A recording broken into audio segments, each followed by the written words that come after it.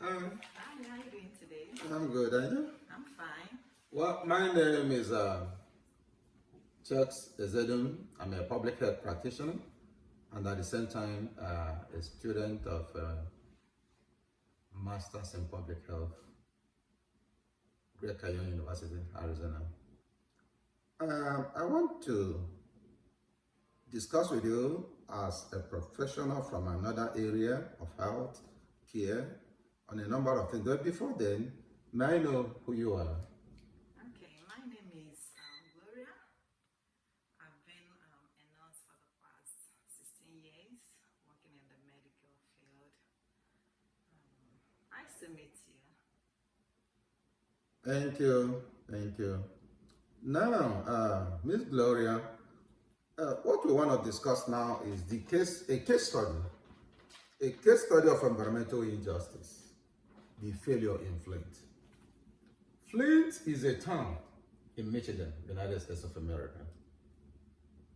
The town suffered one of the greatest public failures of modern water supply starting from April 10, 2014.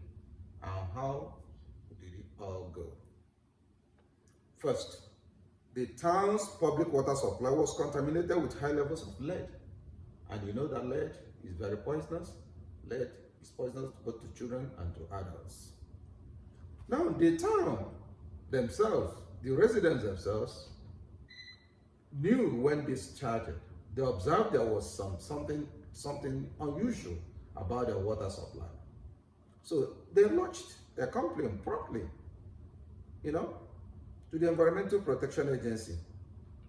And that was in April 2015. Guess what? It took a whole lot of 9 months before the EPA could even look at their case. That's around January 2016.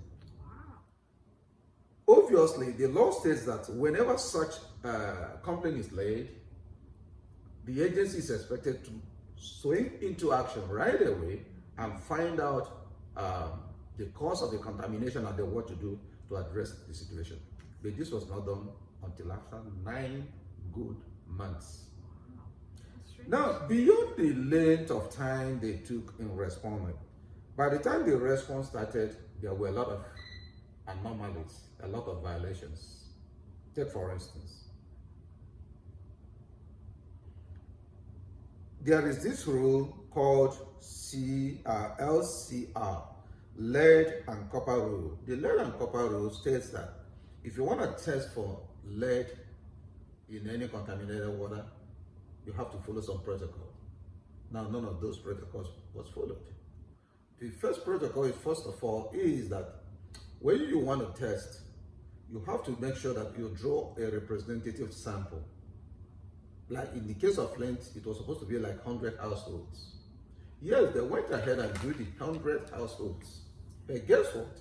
The rule says you have to draw the households from those at risk of the problem in question. Now, it should have been drawn from those most at risk of the lead contamination. But they went ahead and drew this sample from those who had nothing to do with this lead contamination in their drinking water. I think it was intentional for reasons best known to them. Now, beyond this, the rule also says that if you are drawing this sample, it has to be from water that is already in the pipe for at least 6 hours before the sample was taken. In other words, the water has to be stagnant in the pipe for 6 hours. But the local health authority there, for reasons again best known to them, ordered all public water suppliers to always flush their pipes the night before such samples were taken to make sure, obviously, that there will be no trace of lead or whatever amount of lead they'll find in the water will be low. And it worked. So that in all the studies, whatever they got showed that the level of the lead contamination was insignificant. But in the real sense, if they had drawn the water the way they should have drawn it, and they'd have drawn it from the communities that were most at risk, they were saying that there was a huge problem. All this they didn't do. Now, in addition, there's also this law that they should implement corrosion control of the pipes that that transmit this water to the users, to the end users. They never did this. On February 27, 2015, a representative of the Michigan Department of Environmental Quality, as if all these were not enough, sent a report, a very dishonest report about this situation to Environmental Protection Agency, misleading them as to the actual existence of this problem. So, as a result, the residents suffered untold health consequences without getting any reprieve for quite a long period of time. And that's why we call it a case of environmental injustice. And knowledge of hindsight suggests that all this happened because the residents were mostly people of color. In other words, there appeared to be some racial undertone, some kind of racism, behind the action of all the regulatory agencies that should have made sure that this problem was nipped in the bud. So that's the case in question. Now, having understood the case as you were, I want to ask you these questions as a nurse and as a professional that is not directly from the public health sector of the healthcare, but from the medical sector. Now, I want to ask you this question. In which way do you think that the medical profession and the health profession, the medical, and the public health units operating within Michigan who have taken care of this situation so as to make sure that the injustice did not happen? Okay, I would have said that. I would say that the nurses and the doctors taking care of this population, they will have noticed that this population are beginning to have issues because, just like you said, the lead poisoning has a lot of side effects, which affects, it cuts across all age group. It affects children, it affects adults, and they would have noticed that some of the health challenges the population are bringing to them, they would have said this, is in an increase, that something would have been done. Just like that some of the side effects are like brain damage, high blood pressure, various reproductive issues. They would have noticed among this population that there's an increase.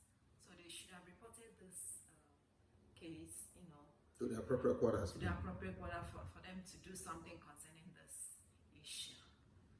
Thank you, Ms. Gloria. I think I agree with you because even if the public health sector, as it were, had decided to mess up with the investigations and all that, like you said, if the medical section had come up with evidence that, irrespective of whatever you guys have as your results, we are noticing an upsurge of lead poisoning related health challenges in our everyday practice. So something has to be done. I think that will have actually saved the situation. I think I agree with you. Yeah. Thank you so much for this perspective to the issue.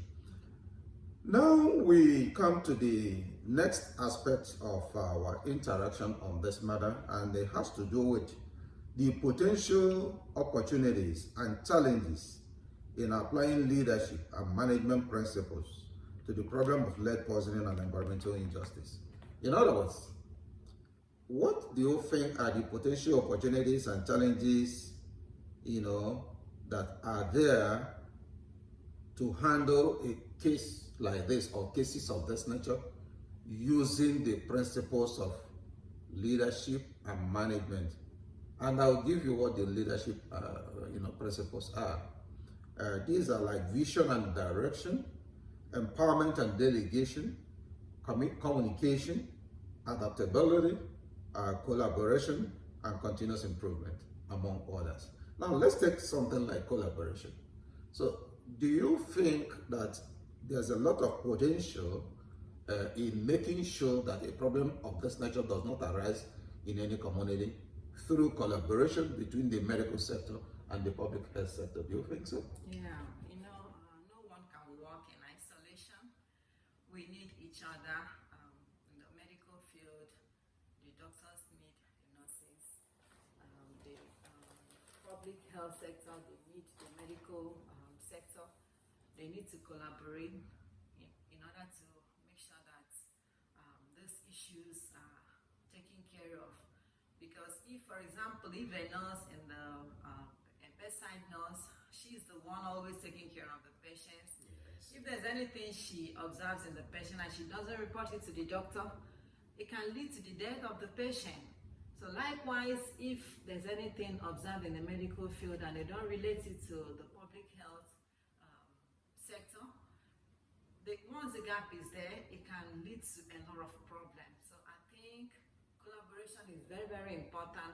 When they communicate with each other, this is what we observe, this is what is happening, it really helps to achieve a better result. I think that's very important. That's beautiful, Miss Gloria. I must thank you for the insights and perspective you brought to this discourse, and I must say that I've enjoyed every bit of our meeting. Thank you so much. I hope you still honor my invitation when next I call on you, because I have seen that the little I have discussed with you now has given me a lot of insight.